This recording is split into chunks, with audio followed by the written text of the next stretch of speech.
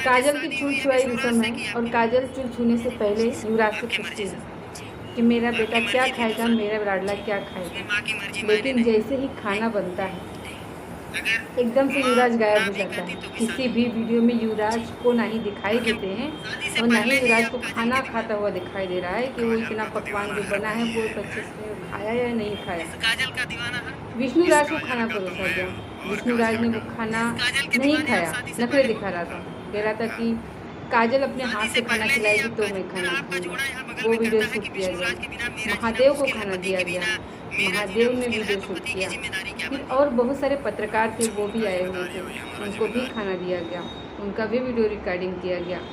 लेकिन युवराज ने खाना खाया या नहीं खाई ये नहीं दिखाया गया।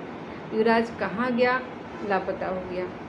सिर्फ खाना बनाने से पहले एक वीडियो बनाया था युवराज के साथ, लेकिन जो कि खाना बनाने के बाद उस बच्चे को प्यार से खिलाना चाहिए था, उसको हाथ से खिलाना चाहिए था, लेकिन उसको हाथ से नहीं खिलाया। खिलाया किसको? विष्णुराज को। विष्णुराज, काजल मुझे अपने हाथ से खिलाएगी तो मैं खाऊंगा। बच्चे जैसी हरकतें। सामने रिपोर्टर बैठा हुआ था, सारी बेशर्मी की हदें पार हो गई। बेचारा वो अनकंफर्टेबल महसूस कर रहा था, जो पत्रकार था वो अनकंफर्टेबल महसूस कर रहा था, क्योंकि उसके सामने जाहिर सी बातें ये सब हरकतें बेडरूम में होती हैं, अलग हो, पति पत्नी आप हो, कोई नहीं है तो ये बातें शोभा देती हैं। लेकिन यहाँ सामने रिपोर्टर बैठा है और भी साथी लोग 3-4 बैठे थे उस टेबल पर, लेकिन काजल अपने हाथ से खाना खिला रही थी विष्णुराज को। वो लोग थोड़ा नज़र इधर उधर कर रहे थे, लेकिन इन लोगों को बिल्कुल भी शर्म नहीं आती है। खैर विष्णु तो बेशर्म हो ही चुका है, उसको किसी चीज़ की शर्म नहीं है। जब मालती जिंदा थी उस समय भी वो ऐसे वीडियोस बनाता था जिसमें शर्म लज्जा एकदम घोर के पी गया था। लोग कमेंट भी कर रहे थे और मालती ने इसका फुल सपोर्ट किया था वायरल होने के लिए, इसका सक्सेस होने के लिए इसका फुल सपोर्ट किया था। इसने जो जो कहा था वो मालती ने किया था, फिर भी इसने मालती की कदर नहीं की। यहाँ काजल ने क्या ही किया है जो एक काजल की कदर करेगा? ये काजल की भी कदर नहीं करने वाला है। अगर इससे अच्छी, इससे मॉडल, इससे ज़्यादा पैसे वाली अगर कोई, इससे ज़्यादा फेमस अगर कोई हो जो इससे जुड़ना चाहे तो ये उसके लिए काजल को भी रास्ते से हटा सकता है, इसमें का ये व्यक्ति है।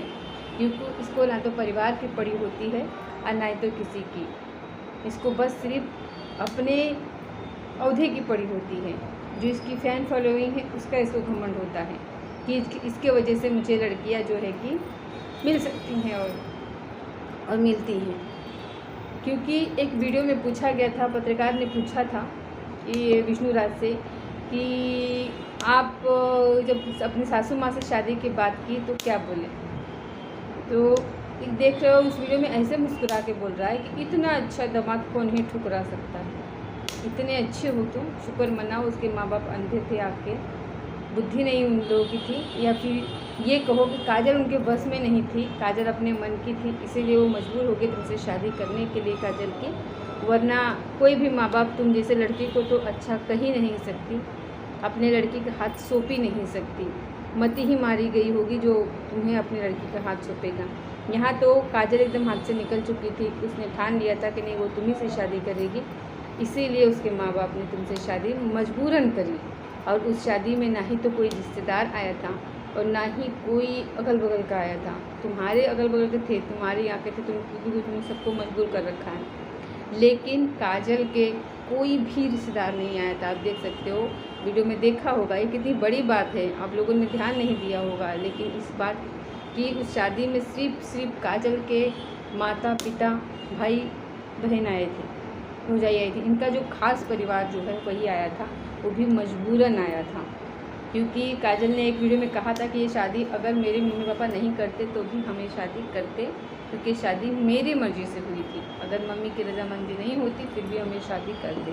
तो जाहिर सी बात यहाँ से साफ पता चलता है कि उनकी रजामंदी की कोई आवश्यकता नहीं थी, वो मजबूर हो चुके थे कि ऐसे भी ये करेगी है वैसे भी ये करेगी, तो क्यों ना कर ही देते हैं, आखिर बिना पैसे के बिना दहेज की शादी हो रही है तो कर ही देते हैं, उसकी मर्ज़ी, वो करना चाहती तो। और दूसरी बात, लेकिन जो हमारे परिवार वाले होते हैं, जो ख़ानदान वाले होते हैं, वो तो मजबूर नहीं होते हैं ना। अगर आप इस तरीके से रिश्ता जोड़ते हो तो वो मजबूर नहीं होते हैं। तो वो इस शादी के एकदम खिलाफ थे, इसीलिए वो लोग एकदम नहीं आए। कोई रिश्तेदार तुमको शादी में दिखा हो तो बताना कि काजल का इन चारों के अलावा और कोई इस शादी में दिखा हो। अगर शादी रजामंदी से हो रही थी तो बुआ होगी, चाचा होंगे, चाची होंगी, मौसी होगी, बहुत सारे लोग होंगे जो खास रिश्तेदार होते हैं। वो तो आना ही, हमको तो आना ही था, क्योंकि बिहार बहुत ज़्यादा यूपी से दूर नहीं है कि वो लोग नहीं आ सकते हैं। लेकिन वो ही शादी से एग्री ही नहीं थे, इसीलिए नहीं आए।